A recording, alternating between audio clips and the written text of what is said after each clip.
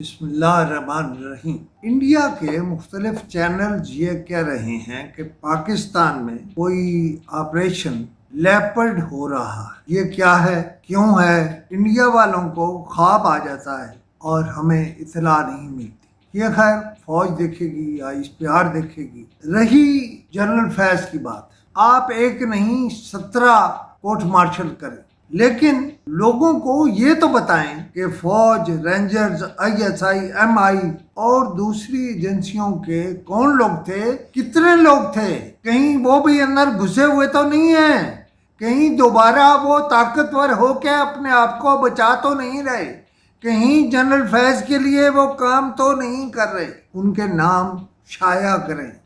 ISPR وہ ان سب کے جو اس وقت یہاں ذمہ دار تھے، ظاہر ہے ISI یا MI یا فوج یا رینجرز کسی آپریشن میں گئی، وہ لیگل تھا انلیگل تھا، یہ تو سب کو معلوم ہے کہ وہ لوگ کون تھے۔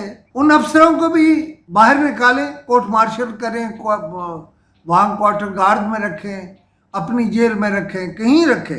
دیکھیں ایک کام ہوا ہے اور غیر قانونی ہوا ہے آپ کے بقول، اور آپ نے اس کام میں ٹاپ سٹی کے سسر کو موت تک پہنچا دیا۔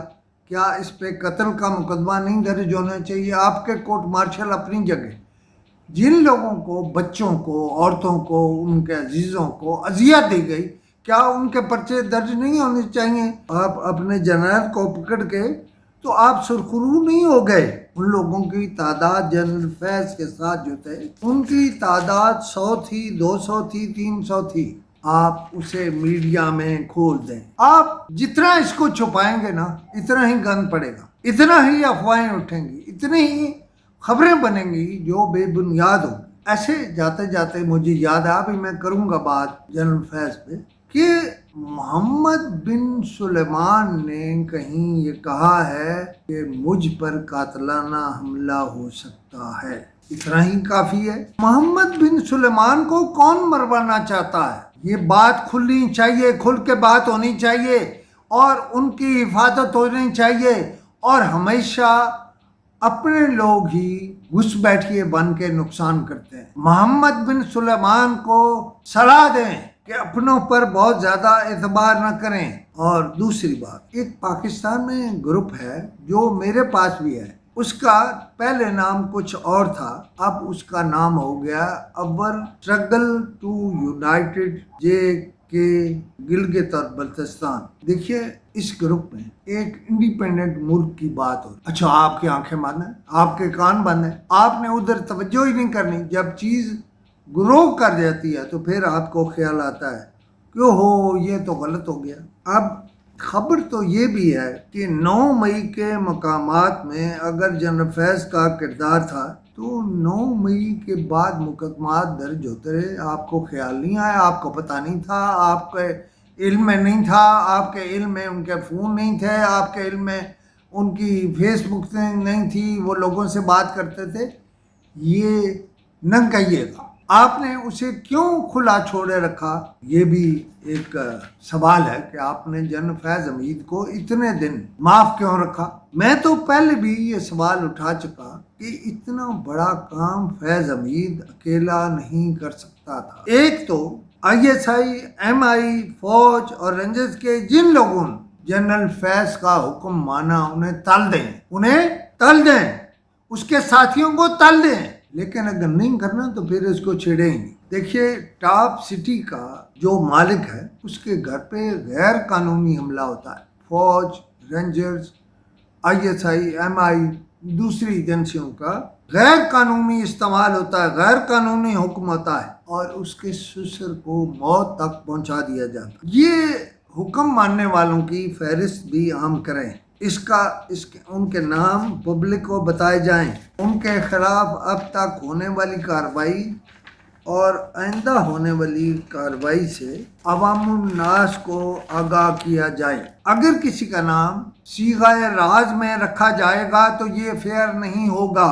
ایسے لوگ 100 ہیں، 200 ہیں، سب کو ڈیوٹی سے ہٹا دیں اور ان کو کوارٹر گارڈ میں بند کر دیں۔ क्वार्टर गार्ड तो आपके ओपिनियन, अगर ये मुकदमा फौजी अदालत में होगा तो उन्हें भी एक बड़ी क्वार्टर गार्ड में बंद करना मुनासिब होगा। इसी तरह अडयाला जेल से आज जिस डिप्टी सुपरिटेंडेंट को ड्यूटी से हटाया गया है और उसके तमाम ग्रुप को गिरफ्तार करके, पहला मुतालबा तो यह है कि उनको वहीं अडयाला में जहाँ वो अफसर थे और जो भी थे, जितने भी थे, उनको वहीं जेल में रखें, जो भी लोग थे। इस तरह पहले भी एक मुखबरी केस में कुछ लोग हटाए गए थे। मेरा सवाल ही और है, आपने किसी सिफारशी को आईजी पंजाब जेल खाना जात क्यों रखा हुआ है? किसकी रिश्तेदारी है उससे? किसकी सिफारिश मानी है? कौन है जिसका वो चाहता है? ये बार बार वाकयात हो रहे हैं, आपने उसको आईजी रखा हुआ, आप रखे फिर ये वाकयात होते रहेंगे। इसका मतलब ये है कि आईजी भी मिला हुआ है, आईजी भी मिला हुआ है, आप उसे क्या कुछ नहीं रहे। जब तक आप सिफारिशियों को ऐसी पोस्टों पर लगाते रहेंगे, रिजल्ट वही होगा। मुल्क में अनानियत नहीं चल सकती। बांग्लादेश में लापता बांग्लादेशी वकील ने हसीना वाजिद की खुफिया जेल का अहवाल सुनाया है। हमें इससे सबक लेना चाहिए, हुक्मरानों को खास तौर पर सबक लेना चाहिए। 190 मिलियन पाउंड का रेफरेंस आखिरी मराहल में है।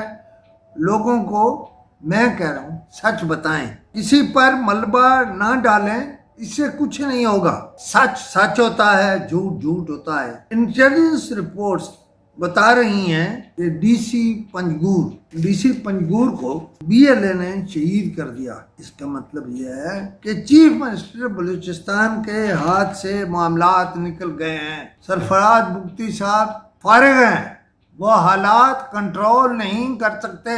क्या कह रहा हूँ? सरफराज बुगटी फारिग हैं, अमन अमान उनके हाथ से निकल गया है। जब डीसी मारे गए तो खत्म हो गया, बीएलए की हुकूमत हुई ना, सरफराज बुगटी की तो ना ही। आखिरी बात जो मैं कहना चाहता हूँ, आर्मी चीफ कल वेटरन्स को मिले, जनरल आसिम मुनीर। इससे खूबसूरत बात ही कोई नहीं थी। उन्हें ये काम शुरू में करना चाहिए, सबसे पहले वेटरन्स को मिलना चाहिए। और मैं आपको बता रहा हूँ कि मामलात हुकूमत के कंट्रोल से भी निकले।